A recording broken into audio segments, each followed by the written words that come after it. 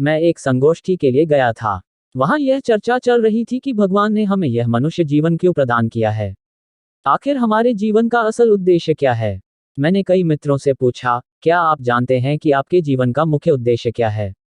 एक ने कहा कि पैसा, दूसरे ने कहा संवर्धन, तीसरे ने कहा कि बच्चे, और चौथे ने बोला परिवार। अन्य सभी ने अपनी अपनी निष्ठा और समझ के अनुसार उत्तर दिया। उसके बाद प्रश्न उठा, आप सबको यदि अपनी इच्छानुसार सब मिल जाए तो क्या होगा? जवाब मिला, जीवन में सुख, शांति, सद्भाव, आत्मविश्वास और स्वतंत्रता।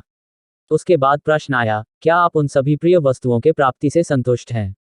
उत्तर मिला, नहीं, बिल्कुल नहीं। तो अब क्या समस्या है?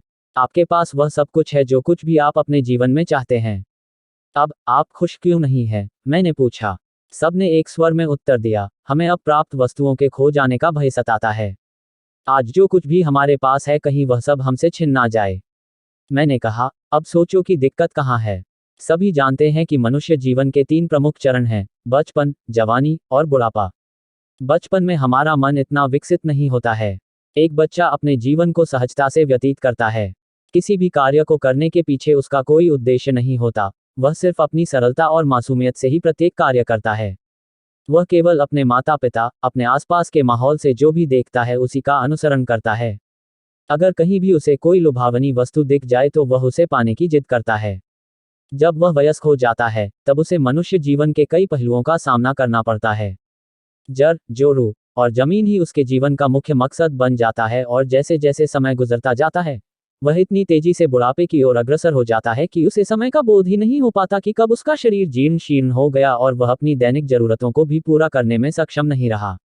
अब उसके पास मृत्यु का इंतजार करने के अलावा कोई विकल्प शेष नहीं रह जाता है। वास्तव में, यह इंसान का प्राकृतिक स्वभाव है कि यदि उसे एक वस्तु प्राप्त हो जाए, तो उसमें दूसरे को पाने की लालसा पैदा हो जाती है। दूसरी के मिल जाने के बाद, तीसरी को पाने की लालसा उसके मन को घेर लेती है। इस प्रक्रिया में मनुष्य उलझता चला जाता है और वह मायाजाल में फंस जाता है। यह क्रम तब तक चलता रहता है जब तक हम परम सत्य को पहचान नहीं लेते। श्रीमद्भगवद गीता में भगवान श्री कृष्ण ने कहा है कि मानव जीवन का एकमात्र उद्देश्य आत्म साक्षात्कार करना है। मनुष्य की आत्मा परम सत्य को जानने के बाद जीवन मुक्ति की अधिकारी हो जाती है और मनुष्य इस संसार समुद्र से पूर्णतया मुक्त होकर पुनः संसार चक्र में नहीं फंसता। अध्यात्म हमारे जीवन की दिशा ही बदल देता है और हमें आत्मा की उन ऊंचाइयों तक ले जाता है जो अकथनीय है। आत्मबोध ही केवल ऐसा मार्ग है जिसके जरिए हम अपना जीवन अधिक कुशलतापूर्वक और प्रभावी ढंग से अपना जीवन व्यतीत कर सकते हैं।